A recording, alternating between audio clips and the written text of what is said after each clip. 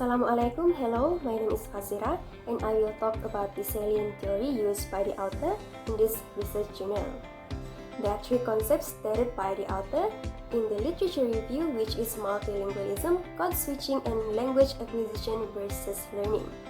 And we will talk about these three concepts one by one. The first one is multilingualism. Multilingualism is the use of three and more languages. And this multilingual exhibit a wide range of language abilities depending on the context and are not limited to just their core grammatical knowledge. Multilingual may have multiple native languages and multiple non-native languages, and the language input that they receive from each of their languages can be drastically different from that of monolingual. Accordingly, there is substantial diversity among individuals concerning their acquisition of more than one language. On this research of the role of multilingualism influencing students' English language acquisition, the research design that the author used is a qualitative case study conducted in SK Nangatada in the Kanoit district of Sarawak. 3 out of 22 students were chosen among the Year 3 students and were identified based on their top scores in English language examination. These 3 students were considered multilingual because they can speak more than 2 languages. Their first language is their mother tongue or native language, which is Bahasa Iban or Iban language, and their second language is Bahasa Malaysia, which is the national language, and English language as their third language. The second concept is code switching. Code means language, while switching means the exchange in the use of at least 2 languages. Code switching usage in the classroom are actually very helpful for students to have better understanding of the lesson and the instruction. It can also reduce their learning anxieties. And the third one is language acquisition versus learning. Language learning occurs formally, like in school. Meanwhile, language acquisition occurs when it happens naturally and gradually through interaction with those who know the target language. In second language acquisition, there are teaching methods such like direct method, audiolingual method, and communicative language teaching. The direct method of teaching is often used in teaching foreign language and refrains the student to use their native language and use only the target language. However, in my opinion, this method will not fully work with primary school students because there are words that are hard to explain. Thus, explaining the words or translate it directly to their native language will work better. The next method is audiolingual method. This method is based on behaviorist theory and are very similar to the direct method, which the student should be taught a language without using their native language to explain new words. However, this method did not focus on the vocabulary like the direct method, rather the teacher will drill students in the use of grammar. The teacher would present a correct model of a sentence and the student would have to repeat it. New words would be presented to the student in the same structure. Thus, in the audiolingual method, everything is simply by memorizing it. This audiolingual method is in direct opposition with the communicative language teaching or CLT. The CLT focuses more on communicating, and according to CLT, the goal of a language education is the ability to communicate in the target language. There are many differences in second language acquisition and the third language acquisition. For example, the non-linearity, maintenance, individual varieties, and many more. This shows that there are many ways for learners to pick up skills when learning a language in third language, and different people learn in different ways. The participants in this research also shows different ways in developing their third language or English language. The first students developed her English language by listening to English songs and by reading English books. The second students developed her English language by listening to English songs and watching English cartoons. And the third students also developed his English language by watching English cartoons. Their ways of developing their English language or third language are best described by behaviorism theory. That's all from me. Thank you.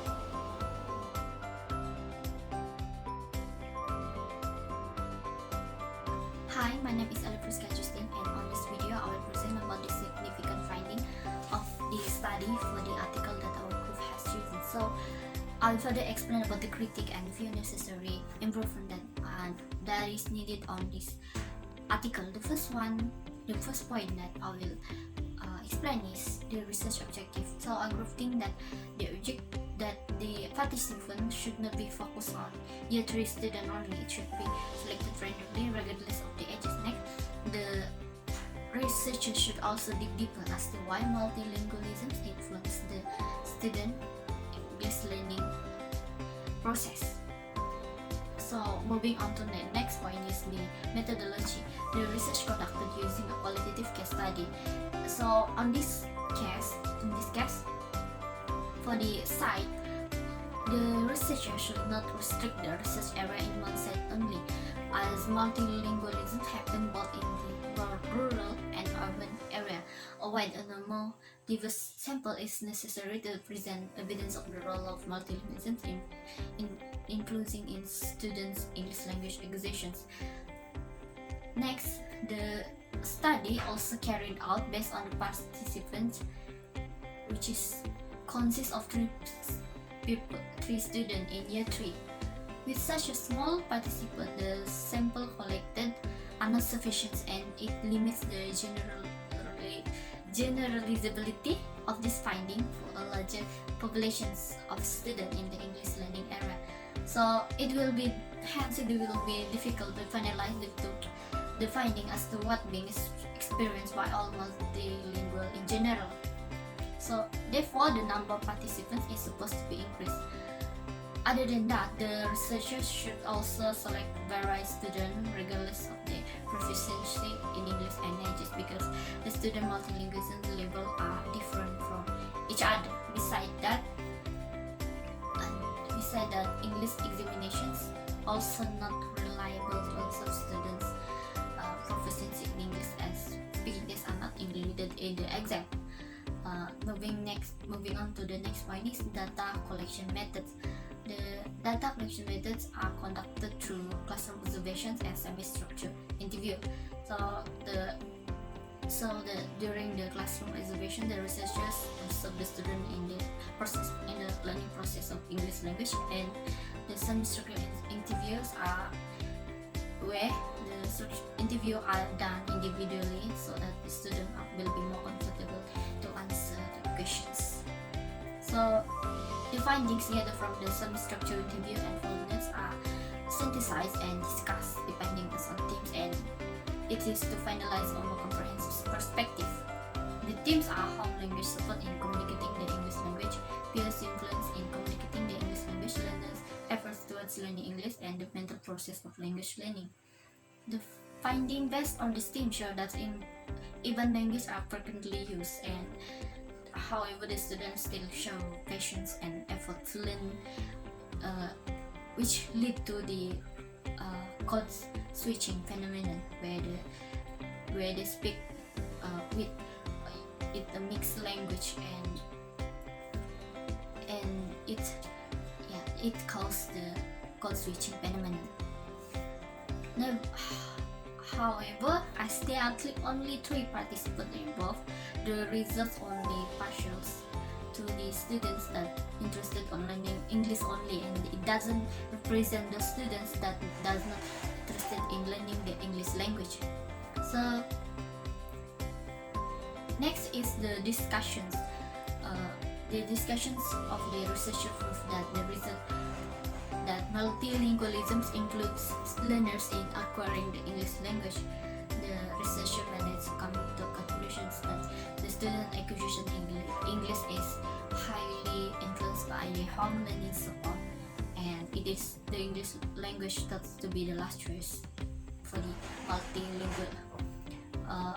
Anyway, the discussion did not explain clearly whether Iban language shows a crucial role compared to Malay language in terms of during the learning process of English language. So last but not least, future research on the role of multilingualism with clear description and a larger, more diverse sample is necessary to understand better of the role of multilingualism and among students when learning English language. That's all from me. Thank you.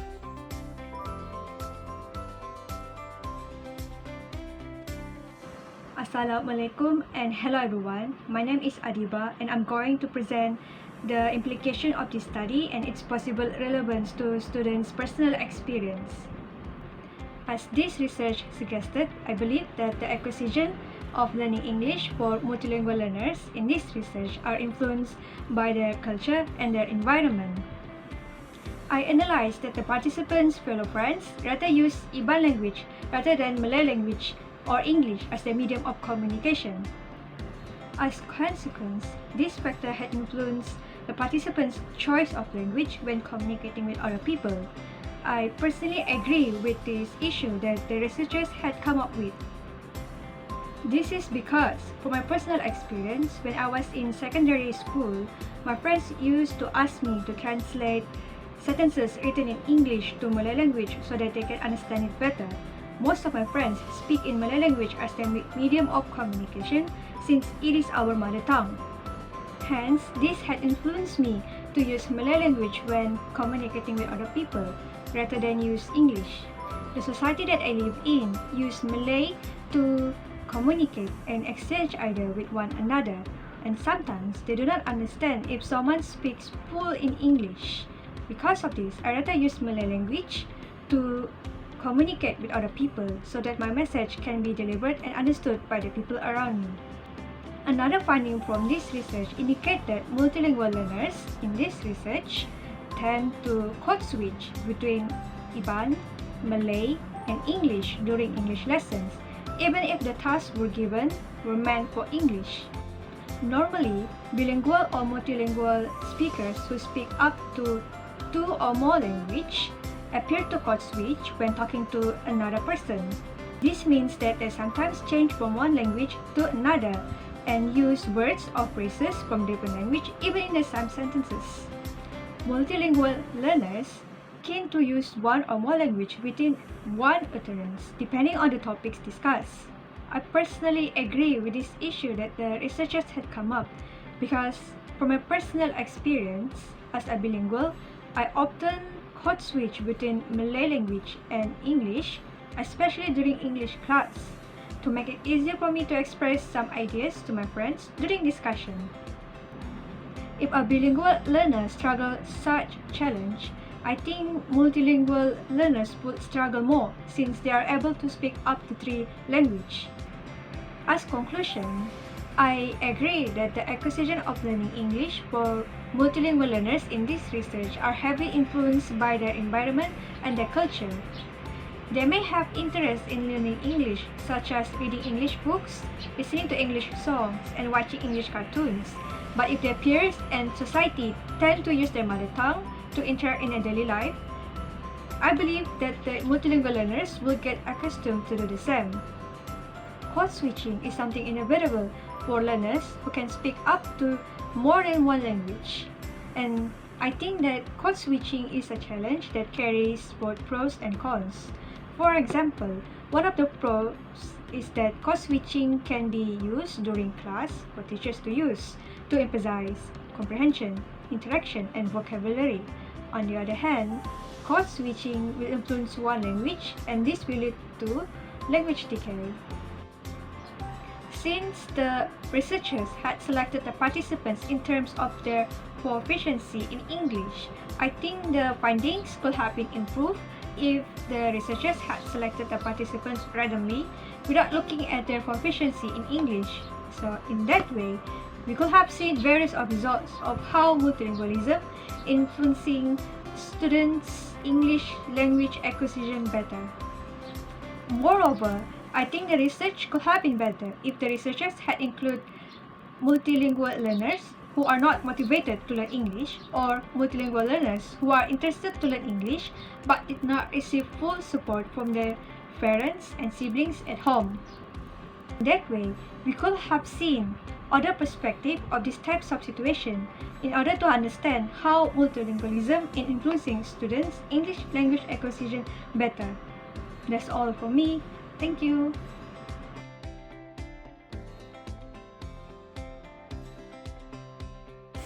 So hello everyone, my name is Alyssa Anak Gemong, and today I'm going to explain about how we try to relate our finding based on the research article that have been chosen. So the significant finding in our research is related to code-switching phenomenon. As we are aware of, code-switching happens when we mix up two or more languages in the same sentences. And this happens for those who are known as multilingualism person. So how does this happen? The first is intermarriage. Intermarriage is one of the reasons for code-switching. And why do I say that? It is because when the father and the mother are both from different speakers, they will end up teach their children both the paternal and the maternal languages at the same time.